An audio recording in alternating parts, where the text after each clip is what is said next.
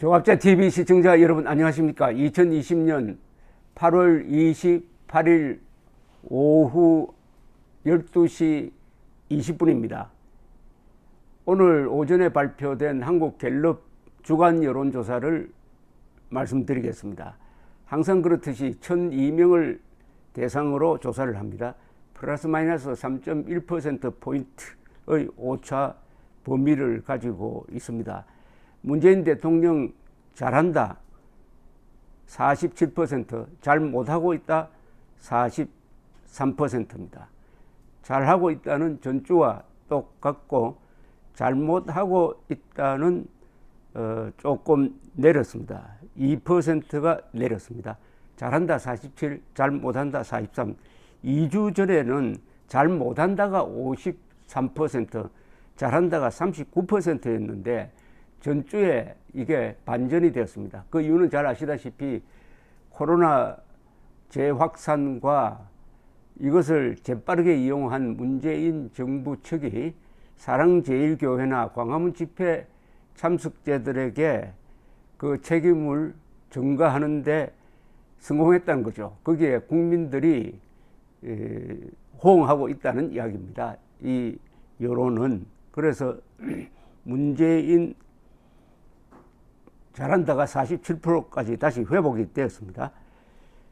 그 다음에 중요한 게 역시 이 정당 지지율 조사인데, 왜냐하면은 정당 지지율에 영향을 미칠 만한 행동을 통합당이 지금까지 상당히 줄기차게 하고 있는데, 그 행동의 패턴은 광화문 집회 참석자들을 멀리하고 일부에서는 극우라고도 합니다. 광화문 집회 참석자들 중에 몽둥이 들고 총 들고 나온 사람 없고, 거기에 법을 지키지 말자고 하는 사람이 한 사람도 없는 걸로 알고 있는데, 극우라고 하면서 호남으로 다가가서 무릎을 꿇고 사죄하는, 그러니까 광화문을 멀리하고 호남으로 다가간 결과가 어떻게 된 거냐 하면은 통합당 지지율 폭락으로 나타났습니다. 통합당 지지율이 그러니까 2주 전에는 27%까지 올라갔어요. 그때 민주당의 지지율은 33%까지 떨어져서 그 차이가 6%포인트였는데, 지난주에는 민주당 지지율은 39%로 6%포인트나 오르고, 통합당은 27%에서 23%로 4%포인트나 떨어졌습니다. 그 다음에 오늘 발표에서는 다시 3%가 또 떨어졌어요. 그래서 20%입니다. 동시에 이 민주당 지지율은 38%, 이 차이가 18%포인트나 됩니다. 18%포인트 차이가 났는데, 왜 이런 차이가 났느냐 하는 것은 요 2주 사이에 있었던 사건으로 해가지고 한번 분석을 할 수가 있습니다. 코로나 재확산, 광화문 집회, 사랑제일교회의 집단 감염, 그리고 김종인 씨의 호남에 대한 구애, 이런 게 합쳐진 것이 이런 여론조사로 반영이 되었다. 일단 실패했다는 거죠. 호남 구애도 실패하고 광화문 세력과 결별하겠다는 선택도 실패하고, 양쪽이 다 실패해버리니까 일종의 상승작용을 일으켜서 이렇게 폭락을 했다고 해석하는 게 뭐 합리적이지 않을까 하는 생각이 듭니다. 요 지역별로 보면은 그렇게 공을 들인 광주, 전라도에서 미래통합당 지지율은 지난주와 똑같습니다. 4%입니다. 4%예요. 그런데 자신들의 이 표밭이라고 볼 수 있는 부산, 울산, 경남에서는 오히려 역전이 돼버리고 말았습니다. 즉 미래통합당 지지율이 23%고 더불어민주당 지지율이 33%입니다. 부산, 울산, 경남에서.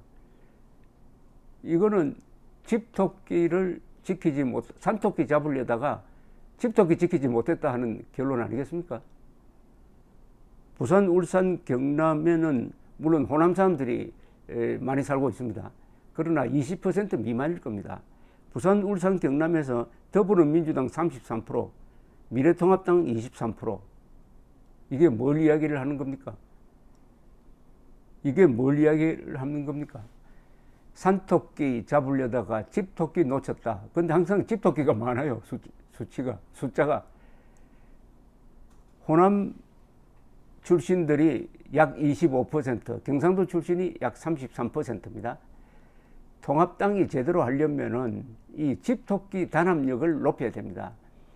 호남의 통합당 지지는 이 선거 때 가면 한 80% 이상 결집이 됩니다. 그러나 경상도의 통합당 지지는 60% 정도입니다. 60% 정도예요. 이것을 20% 추가로 올려가지고 호남 결집도와 같이 만들어 놓고 난 다음에 충청도나 수도권을 공략하는 게 순서입니다. 이념적으로는 보수를 뭉쳐놓고 그 다음에 중도에 손을 뻗치는 게 그게 순리예요. 그러지 않고 중도나 중간지대 전략은 없애버리고 바로 가장 왼쪽에 있는 호남 세력과 이른바 진보 세력에 손을 뻗친다면은 결국 집토끼가 달아날 수밖에 없는 것 아니겠습니까? 좀 약간 비참한 결과입니다. 이게 비참한. 그러나 예견되었던 겁니다. 근데 왜 비참하다고 생각하느냐? 김종인 씨의 호남 구애에 대해서 언론이 박수를 쳤어요. 언론이 잘하는 대로 하면은 통합당 망합니다. 예를 하나 들까요? 황교안 대표가 왜 종로에 출마를 합니까? 전국 선거를 지휘해야 될 사람이 왜 종로에 출마해가지고 종로 선거에 매여버립니까? 그것도 성산이 없는. 왜 그랬습니까? 조선일보를 비롯해서 왜 황교안이 장수인데 이낙연과 맞짱 뜨지 않느냐 하는 그 선동적 보도에 타버린 것 아닙니까? 그러면 이럴 때 지도자의 결단이 필요한 거죠. 하루 욕먹겠다. 하루 욕먹으면 됩니다. 그러나 하루 박수 받으려 하다가 영원히 몰락하는 길을 선택을 했는데 지금 미래통합당이 언론의 박수를 받으면서 광화문 세력을 극으로 몰아가지고 멀리하고 호남에는 무슨 죄를 크게 지었는지 무슨 죽을 죄를 지었는지 호남에 가서 무릎 꿇는 그런 모습을 보이는 과정에서 집토끼에 해당하는 한국의 이 우파 성향, 자유민주 성향의 사람들이 고개를 돌려버린 거 아니겠습니까? 외면한 것 아니겠습니까? 미래통합당은 영혼을 팔아서 표를 얻으려고 하는데 문제는 영혼을 팔아도 표를 얻지 못하면은 뭐가 됩니까? 허수아비 되고 껍데기가 되는 것 아닙니까?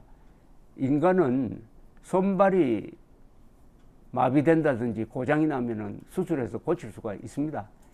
정신이 망가져도 정신과 치료 잘 받으면은 정상으로 돌아와요. 그러나 영혼이 망가진 존재는 구제불능입니다. 영혼이라는 것은 정신과 몸을 다 아우르는 훨씬 고차원의 어떤 영역입니다. 통합당은 영혼을 팔아서 표를 얻으려다가 이렇게 돼버리고 말았습니다. 통합당이 지금 극우라는 말을 쓰기 시작을 했는데 이거는 이미 졌다는 이야기입니다. 통합당이 절대 써서는 안 되는 용어가 몇 개 있는데 그걸 쓰고 있어요. 그럼 졌다는 이야기입니다. 통합당 사람들이 북미라고 합니다. 아니 민족 반역 집단이 우리 동맹국보다 더 높은 존재입니까? 왜 북미라고 해요? 미북이라고 해야지. 미북. 그리고 진보라는 말을 아무데나 씁니다. 진보입니까? 좌파 아닙니까? 왜 좌파란 말을 쓰지 않아요? 그리고 극우란 말을 쓰기 시작했습니다. 이 한국에는 지금 극좌는 있지만 극우는 없어요. 극좌는 누구냐? 화염병 들고 나와가지고 불법 시위하는 자가 우파에 있습니까? 좌파에 있잖아요. 극좌는 있지만 극우는 없다니까요.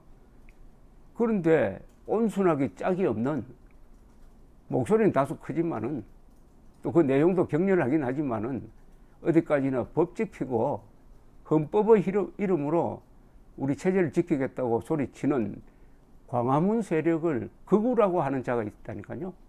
극우. 아니, 극우에 대한 사전적 개념도 모르면서 어제까지 자신들을 지지했던 광화문 집결 국민을 극우라고 하면서 표를 달라고 하면 되겠습니까? 그 결과가 폭락, 통합당 지지율의 대폭락으로 나타났습니다. 영혼을 팔았으니까 과연 이 통합당이 재기할 수 있을지에 대해서도 낙관할 수가 없습니다. 그동안에 문재인의 자충수에 의해서 지지율이 39%까지 떨어졌는데 다른 사람은 실수에 기대해가지고 정권을 잡겠다고 하는 그 마음, 그 공짜 심리는 결국 자기 부정과 자기 파멸로 이어질 것이라고 생각합니다. 감사합니다.